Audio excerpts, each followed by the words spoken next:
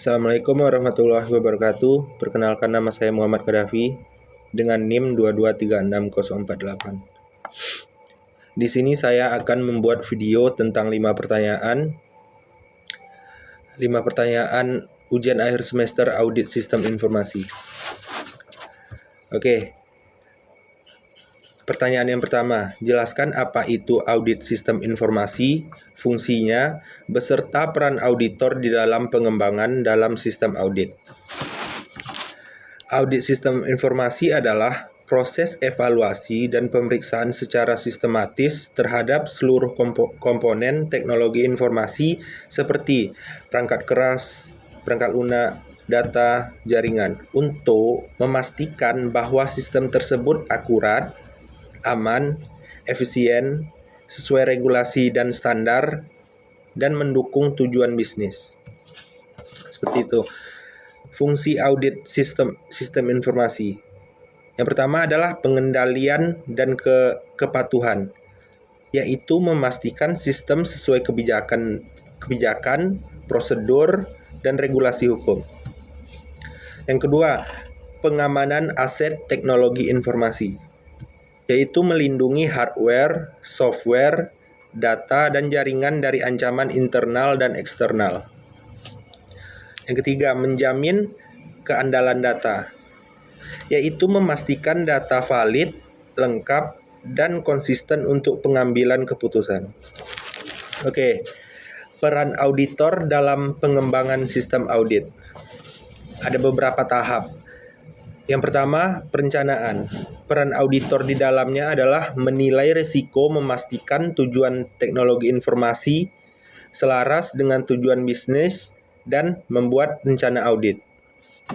Yang kedua, analisis kebutuhan, yaitu mengevaluasi kebutuhan, kemauan, kontrol, dan kepatuhan yang harus diimplementasikan.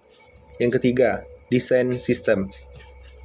Peran auditor di dalamnya adalah memberi masukan desain kontrol internal, enkripsi, backup, dan prosedur keamanan. Yang keempat, pengembangan dan pengujian. Yang kelima, implementasi. Yang keenam, operasional dan pemeliharaan. Yang ketujuh, evaluasi dan pelaporan. Baik, lanjut ke pertanyaan yang kedua, yaitu jelaskan apa saja pengendalian audit sistem informasi dan risiko apa yang terjadi di dalam auditing. Pengendalian adalah langkah-langkah yang diterapkan untuk memastikan sistem informasi berjalan aman, akurat, dan sesuai tujuan. Di sini ada beberapa pengendalian. Yang pertama itu pengendalian umum atau bisa disebut dengan general controls, yaitu digunakan untuk mengamankan lingkungan teknologi informasi secara keseluruhan. Yang kedua, pengendalian aplikasi atau application controls, digunakan untuk menjamin integritas data dalam aplikasi tertentu. Yang ketiga, pengendalian operasional, yaitu berkaitan dengan proses dan prosedur kerja teknologi informasi sehari-hari. Oke, untuk risikonya, risiko apa yang terjadi di dalam auditing. Risikonya adalah ada 3, inherent risk atau risiko bawaan. Yang kedua, control risk atau risiko kontrol. Yang ketiga itu detection risk atau risiko deteksi. Oke, lanjut ke nomor 3, pertanyaannya, jelaskan tahapan atau proses pelaporan hasil audit sistem informasi dan uraikan hubungan antara keamanan informasi dan audit sistem informasi.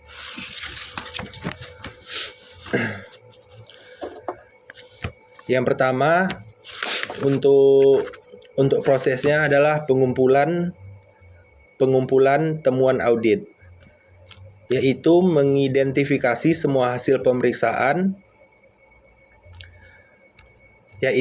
kekuatan sistem, kelemahan kontrol, potensi risiko, dan pelanggaran kebijakan. Setelah itu ada juga analisis dan evaluasi temuan, yaitu menilai tingkat risiko dari setiap temuan, apakah dia tinggi, sedang, atau rendah. Seperti itu. Yang ketiga itu penyusunan draft laporan audit. Yang keempat, diskusi dengan manajemen. Yang kelima, finalisasi laporan. Yang keenam, penyampaian laporan audit. Yang ketujuh, tindak lanjut atau follow up audit. Dan untuk hubungannya yaitu audit sistem informasi menilai tingkat keamanan informasi dalam organisasi. Seperti itu. Dan yang kedua adalah keamanan informasi adalah salah satu fokus utama dalam audit sistem informasi. Oke, lanjut ke pertanyaan yang keempat. Dalam audit sistem informasi, dalam audit sistem informasi akademik di universitas ditemukan bahwa proses backup data hanya dilakukan setiap 3 bulan sekali. Analisis resiko apa yang mungkin timbul dan apa rekomendasi saya. Oke. Kalau menurut saya, kalau backup data cuma dilakukan tiap 3 bulan sekali, menurut saya risikonya besar. Terutama, yang pertama itu kehilangan data dalam jumlah besar. Yang kedua, gangguan operasional. Yang ketiga itu reputasi universitas tersebut turun. Yang keempat, biaya pemulihan tinggi. Kenapa biaya pemulihan tinggi? Sebab mengembalikan data itu lama, butuh waktunya, biayanya juga tidak sedikit, seperti itu. Kalau untuk rekomendasi dari saya, yaitu minimal backup harian atau mingguan. Yang kedua itu simpan backup di lokasi terpisah atau offsite, seperti itu. Jadi aman kalau server utama itu kenapa-napa. Seperti itu. Yang ketiga, lakukan uji coba restore data secara rutin. Oke. Lanjut ke pertanyaan yang kelima. Sebuah perusahaan mengalami serangan ransomware. Sebagai auditor, jelaskan langkah-langkah audit yang Anda lakukan untuk mengevaluasi kontrol keamanan yang ada. Oke, kalau perusahaan kena ransomware, saya sebagai auditor bakal jalankan langkah-langkah ini. Yang pertama adalah ngumpulin info kejadian. Yang kedua, cek kebijakan dan prosedur keamanan. Yang ketiga,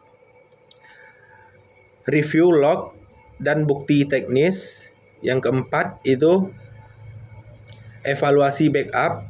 Yang kelima itu cek update. Yang keenam, uji kontrol akses. Yang ketujuh, analisis celah keamanan. Seperti itu.